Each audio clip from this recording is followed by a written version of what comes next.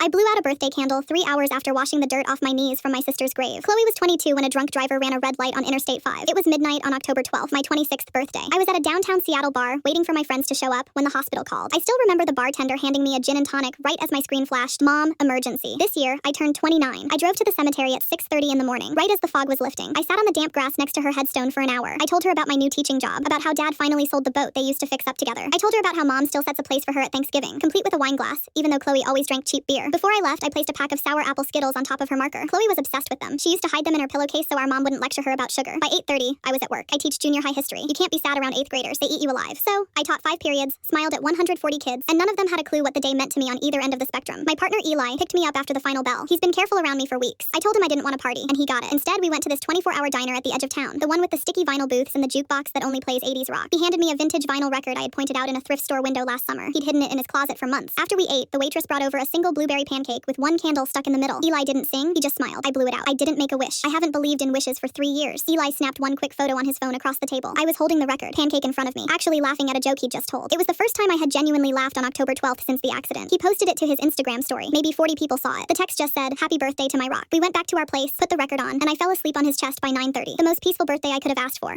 At 11:45 p.m., my phone rang. It was my mom. I sat up, heart pounding, thinking someone was in the hospital. "Mom, is everything okay? How could you?" Her voice was shaking. I rubbed my eyes. "What are you talking about?" "Your cousin Sarah saw Eli's story. She sent me a screenshot." She was sobbing now. "You're out there laughing and eating at a diner on the anniversary of your sister's death. Do you have any idea what this day is for me?" I took a breath. "Mom, it's my birthday too. You think Chloe would want you celebrating while she's in the ground?" I gripped the phone. I think Chloe would have been sitting in the booth next to me stealing my pancake. She hung up. 10 minutes later, my dad texted, "Your mother is a wreck. Please be more considerate of what you post online today." I typed back, "Did you call me yesterday?" He replied, "You know how hard this anniversary is for us." I typed it again. "Did you call me yesterday? Yes or no?" Read at 12:02 a.m. No reply. I checked my notifications. Not a single birthday text from either of my parents. Nothing from my cousin Sarah, who apparently had the time to police Eli's Instagram story and screenshot it, but couldn't spare 10 seconds to text me, "Happy birthday." The only family member who remembered was my grandmother, who mailed a card 3 days early. Eli woke up and saw me staring at the wall. He checked his phone, saw the messages, and quietly deleted the story. "You didn't have to do that," I told him, my voice cracking. "I know," he said, pulling me into a hug, "but I'm not going to let them ruin the one good moment you had today." That was the first time I cried. Not at the grave, not in front of my students, not when my mom called me heartless. I broke down because someone was actually gentle with me. 2 days later, my mom posted a photo on Facebook. It was a picture of Chloe's headstone surrounded by a massive arrangement of red roses. The caption read, "3 years without my angel. We read your favorite book to you today. We will never stop mourning." There were 80 likes, 30 comments. "Praying for you. So brave. A mother's love." I zoomed in on the photo. Resting against the headstone right next to the roses was a brand new hardcover copy of The Catcher in the Rye. Chloe hated The Catcher in the Rye. She called it a whiny story about a rich kid complaining, and literally wrote her senior thesis tearing it apart. She once threatened to throw a copy into our fire pit. My mom bought it, placed it on her grave, and took a picture for the internet. I looked at the screen for a long time. Then I turned off my phone, walked into the living room, and sat next to Eli. "Would you like me to adjust any specific details in this script, like the ending realization or the confrontation, to better match exactly what you are looking for?"